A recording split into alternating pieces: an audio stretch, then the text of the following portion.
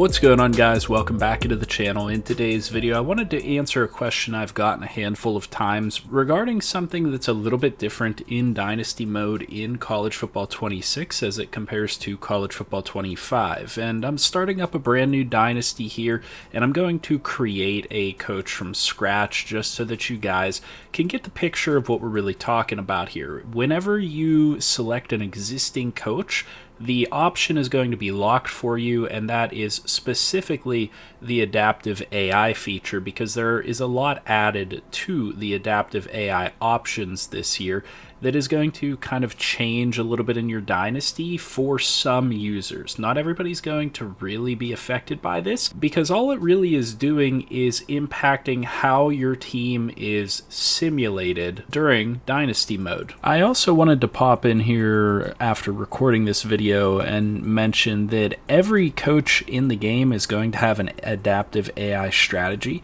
and that is going to impact how that team plays. So it's definitely worthwhile for you to know that these strategies are being used by the coaches that you're going up against, and it's going to affect AI behavior for the teams you're going up against. So if you notice on a game-by-game basis that sometimes the AI is super aggressive and sometimes the AI is super adaptive to what you're doing, that's because each coach has a different adaptive AI setting, and they are playing quite different from a game-to-game, team-to-team basis. And unfortunately, there's not necessarily a way for you to go through on a team-by-team basis and see which strategy is being employed by other teams. You can take a look at their scheme, but you're not going to be able to take a look at that head coach to see exactly what's going on with their dynamic AI and how they're going to play against you.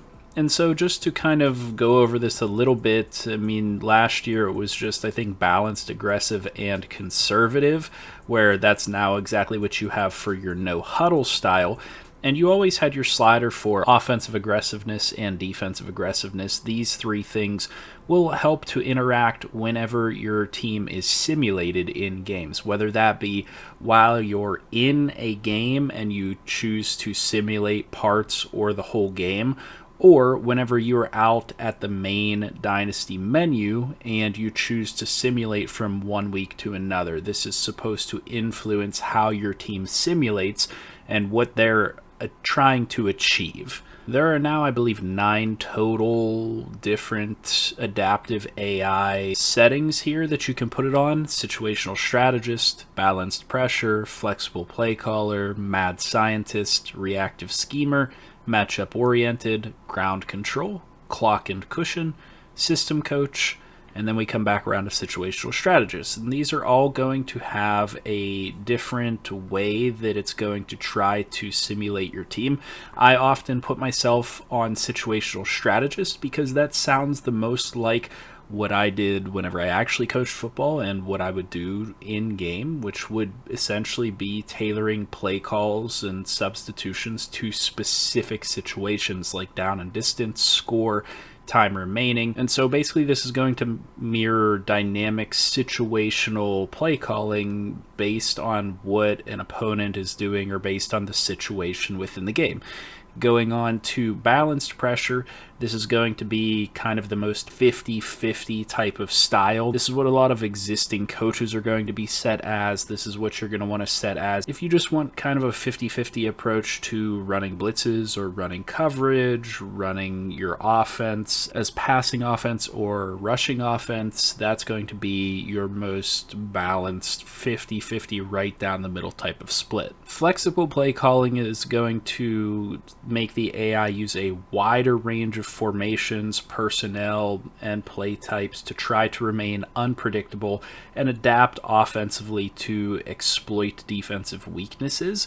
And so this is going to be for the team or for the user that wants to try to simulate the most diverse playbook. If you are somebody that likes to have a huge playbook and wants your team to use all of it, that's going to be for you. Now again, this is all going to be focused towards simulation, so again, it's not going to even affect everybody within Dynasty mode.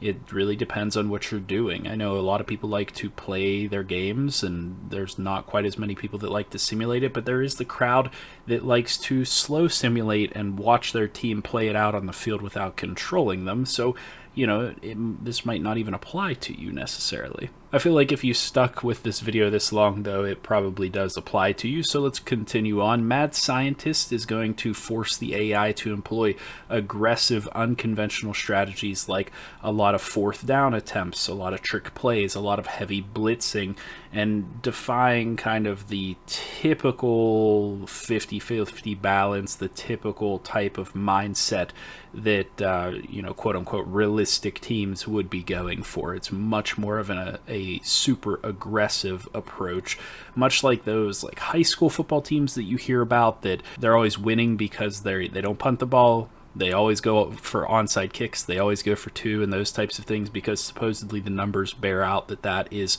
statistically the best way to go. That's kind of what you're looking at here. Now, supposedly Reactive Schemer is going to adjust to counter what the other team is doing. It's really a tendency-based thing. If the other team is going to go for certain types of plays over and over, it's going to react, scheme-wise. I would say that this would be the most akin to, like a defensive coordinator that is going to read your tendencies on offense and try to employ a scheme to stop it and adjust that scheme based on the adjusting offense. Matchup oriented to me actually sounds fairly straightforward, where your team is going to try to exploit the best matchups, meaning putting your receivers in different situations, trying to get a speed advantage at the receiver position, or trying to move somebody into the slot to get an advantage on linebackers, or defensively speaking, doing the same thing, trying to get a safety into the box to exploit matchups covering tight ends and things like that. And like I said, I think this one sounds like maybe one of the most straightforward out of all of the ones that we've taken a look at so far. And then you have ground control, which again, to me sounds fairly straightforward, which emphasizes establishing the running game on offense and stopping the running game on defense. And this actually, to me, would be a very common college football AI choice for coaches. A lot of teams in this game are much more focused on the run. You'll even see that within the tendencies for teams. If you take a look at Road to Glory mode and you're trying to commit to teams, most of the teams in the game are run heavy teams to a certain extent. I was trying to actually play a quarterback recently and noticed that there were very few teams that were 50% pass or higher. Most of them were actually well below 50% pass, sometimes, and actually rather often, into the 30% as far as passing is concerned. So this is fairly standard for college football, I would say, the ground control scheme. Clock and cushion, to me, would be pretty straightforward, and that would make the AI focus on the game clock, trying to focus on time of possession and making sure that they control the clock whenever they're leading or they have the ball in their hands, right? You want to make sure that you have the ball in your hands more often and for longer than the opponent, because that's going to give you, number one, more opportunities to score, but also prevent them from scoring by limiting their time with the football. So this, again, is pretty good for run game type of teams, I would say. Those teams tend to be very good at, playing conservatively, running the ball and controlling the clock.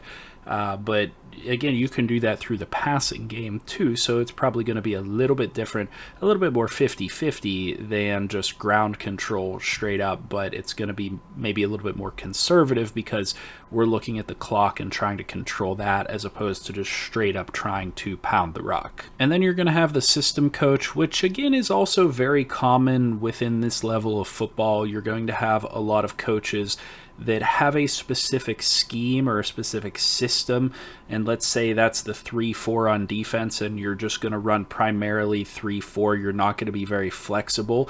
this is going to make your team operate within your scheme. And to me, this is bad coaching just in general. There are a lot of very inflexible coaches that want to run their scheme. Now, that can be successful to a certain extent because you're going to run your scheme and you're going to do better than everybody else, but you're going to run up against a lot of opponents that are flexible and can outflank you, as I like to say, and they can out-strategize you. So, I wouldn't personally recommend the system coach one. This is probably the one I would recommend the least, and I would definitely maybe recommend situational strategist as the top one.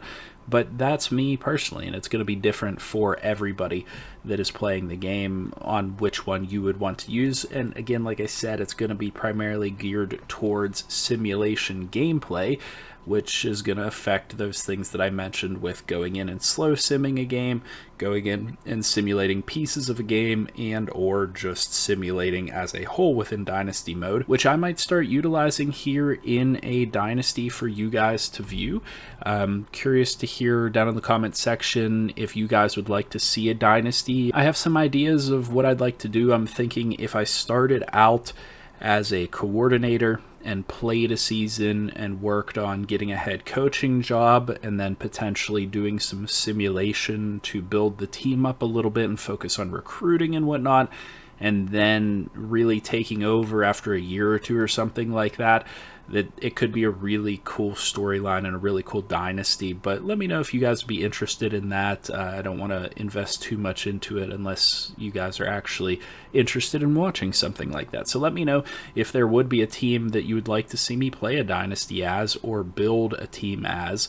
Let me know that as well in the comment section down below. Make sure you guys leave a like on the video if you appreciate this information. Subscribe to the channel for more videos like this down below. And as always, I'll see you guys in the next video, and I hope you have a good one.